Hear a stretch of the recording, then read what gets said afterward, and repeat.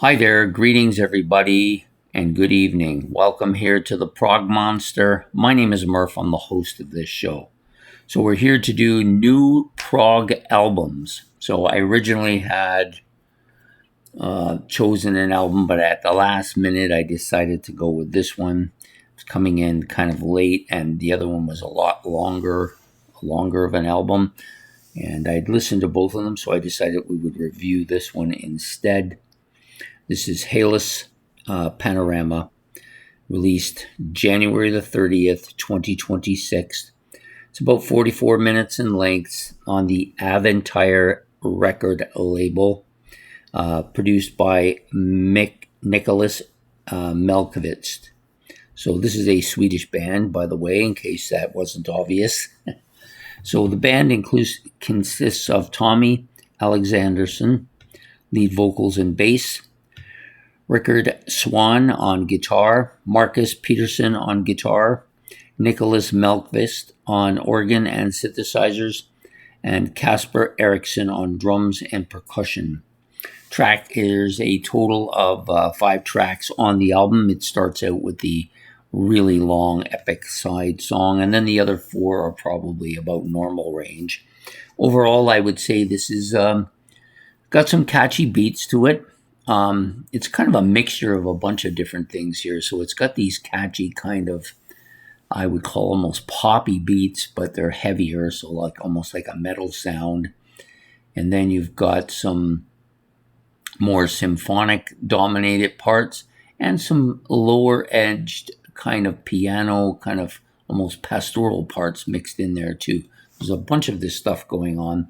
Vocals are good, but a little murky at times, mid-range, sometimes a little on the high-range side.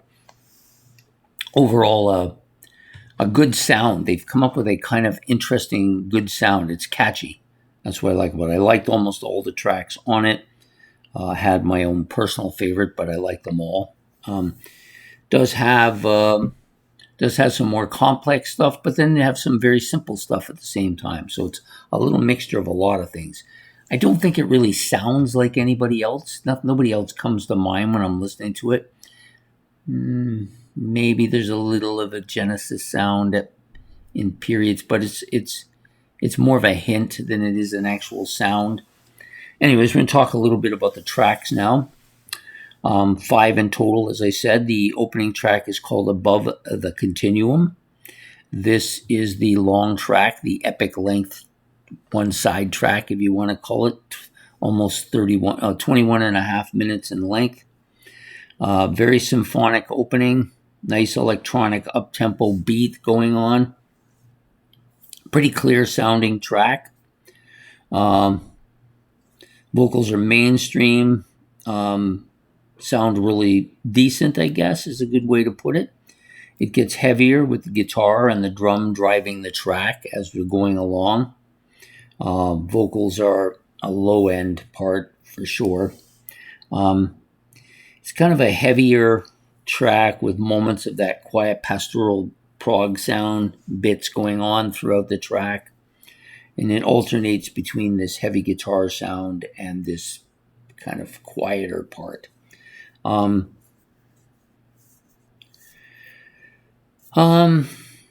Yeah, that pretty much sums it up. It does have a little bit of a poppy sound. A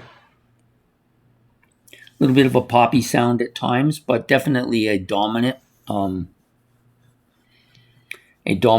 of the track is these quieter, more pastoral kind of poppy sounds going on, and the heavier stuff is pretty good. Overall, I thought it was a decent track. Not greatly memorable, but it's still not a bad opening for the album. The album gets much better, though, in my opinion. So the next track out is probably my favorite. Face of an Angel starts out with this kind of catchy, guitar-driven, up-tempo beat, which is really good. It's almost like a horse galloping type thing, almost like the Lone Ranger in some ways. It doesn't sound like that, but that's the kind of tempo that it's having. The vocals are mid-range, clear and forward. Yeah, very strong in the mix up front. Melodic, but but rhythmatic song, I say. Definitely that qualifies it right there. Catchy hard rock, prog rock track. The solo is loud, almost metallic in sounding, melodic for sure, but a really good track, real catchy track. Next up is The Emissary. This one's about almost just under 7 minutes. Oh, by the way, that one was just over 5 minutes. This one's just under 7 minutes. Probably my second favorite track on the album. It's got an open, quirky electronic sound with some kind of watery, kind of almost wave-like sounds going on. Nice catchy riff, nice heavy catchy part to it. The vocals feel strong, but a little bit on the distorted side, not as clean sounding. Heavier and catchier vocals, sorry. The guitar solo is frontal, strong, catchy, mixed with these kind of keyboard parts and the kind of playing the background as filler so it doesn't sound so thin. It's got a pretty catchy rhythm section. The sound does drop to a quiet symphonic part towards the back end of the song before it does this kind of lengthy kind of guitar solo, melodic, heavy forward, very dominant. A good song. Emissary is pretty good. Probably my second favorite. And we got 2 tracks left. I'm just going to flip the book over here. Bestius is the next track, the shortest on the album. It's kind of a low-end vocal part. Mid-range sound, not too dominant. It's gonna the accent on this song is prevalent. They are a Swedish band. You can hear the accent here. Has a symphonic sound to it, this track, and lots of piano. The vocals become almost multi-vocals. You got a bunch of people singing kind of in the same range, but not always together. I'm not sure if that makes any sense. There's a kind of a wind atmospheric sound towards the back end, and it kind of falls away, so the song kind of fades away with that noise going on. Pretty decent song. To me, though, it's probably the weakest on the album, but it's still good. And then the closing track, which is At the Summit. Just over 6 minutes in length. This is a solid track. I think it's probably in the middle. It's not my favorite, but it's not one of the least tracks too. It's pretty strong actually. Opens with a nice classical acoustic guitar part with some synthesizers as a background feel, almost that atmosphere to it. Heavy guitar bursts in just as you're getting kind of lulled into this acoustic guitar bit, and then this heavy guitar bursts in, and then it's heavy driving riff. It just takes over. Vocals are high range and forward and fast and dominant. Yeah, all those things.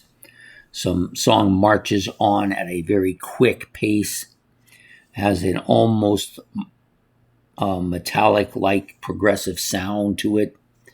And then all of a sudden it just crescendos. Gets to a point and then just drops off.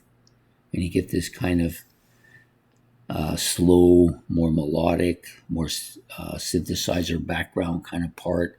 It's not so loud, but the synthesizers fill up the void a bit. The vocals become almost folky-like. I wouldn't call this folky. It's probably just more of a soft sound to the vocals. And then the guitar kind of comes back in and takes over. Song gets heavier, stronger, more forward. And the guitar in this particular part is a little more picky-like. And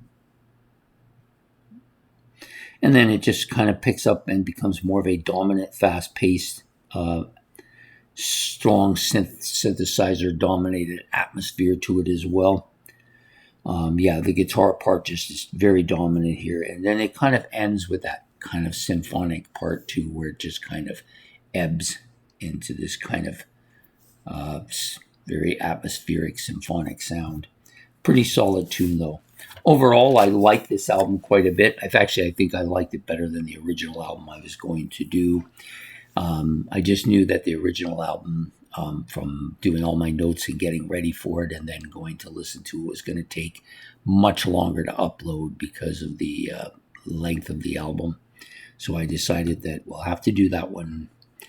I probably will do more of the prep work for that on the weekend and do it next week. But anyways, Hallas Panorama is the album we did today. I hope you've enjoyed this episode of The Prog Monster. Please hit the like and subscribe. If you want to make comments about Hallas or about Panorama, please do so in the comment section below. And we will be back next Thursday night for another new Prog album. So take care and have yourself a good one, and good night.